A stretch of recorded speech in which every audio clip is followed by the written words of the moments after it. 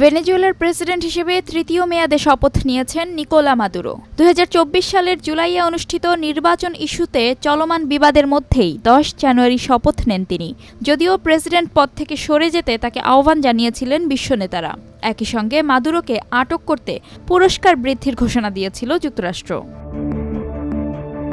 Nicolas Maduro প্রথমবার ভেনেজুয়েলার president হিসেবে শপথ নেন 2013 সালে। এরপর টানা 12 বছর ধরে এই পদে আছেন তিনি। আর একে দেশটির অর্থনৈতিক ও সামাজিক গভীর সংকটের কাল হিসেবে আখ্যায়িত করেন বিশ্লেষকরা। সবশেষ 2024 সালের জুলাইয়ে নির্বাচনের ফল নিয়ে বিবাদে জড়ায় ভেনেজুয়েলার রাজনৈতিক দলগুলো। বিরোধী প্রার্থী এদমুন্দো গনসালেসের কাছে মাদুরো বড় ব্যবধানে পরাজিত হয়েছে বলে দাবি মাদুরো বিরোধীদের। তাকে নবনির্বাচিত প্রেসিডেন্ট হিসেবে স্বীকৃতি দিয়েছে যুক্তরাষ্ট্রসহ অনেক দেশ। একে অগণতান্ত্রিক নির্বাচন বলে অভিযোগ তুলেছেন আন্তর্জাতিক নির্বাচন পর্যবেক্ষকরা। এদিকে নির্বাচনের পর গত সেপ্টেম্বরে স্পেনে পালিয়ে যান এদমুন্দো গনসালেস।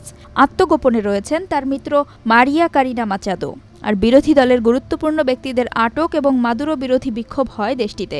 বিবাদের সমাধান না হলেও সম্প্রতি মাদুরোকে বিজয়ী ঘোষণা করেন দেশটির নির্বাচনী কর্তৃপক্ষ এবং শীর্ষ আদালত, যদিও ভোটের পূর্ণ ফল কখনোই প্রকাশ করা হয়নি।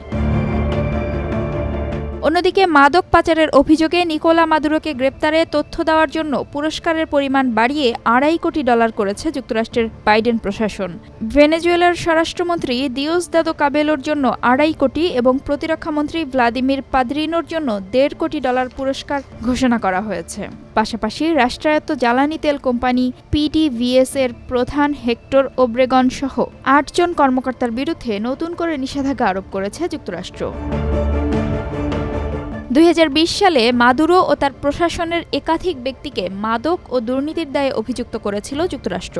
অবশ্য সব অভিযোগ প্রত্যাখ্যান করেছেন মাদুরো ও অভিযুক্তরা। একই সময়ে দেশটির 15 জন করে 30 কর্মকর্তার বিরুদ্ধে নিষেধাজ্ঞা দেয় যুক্তরাজ্য ও ইউরোপীয় ইউনিয়ন।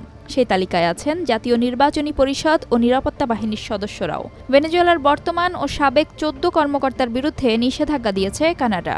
ভেনেজুয়েলাকে পঙ্গু করতে এমন অবৈধ পদক্ষেপ নেওয়া হচ্ছে বলে দাবি মাদুরো সরকারের।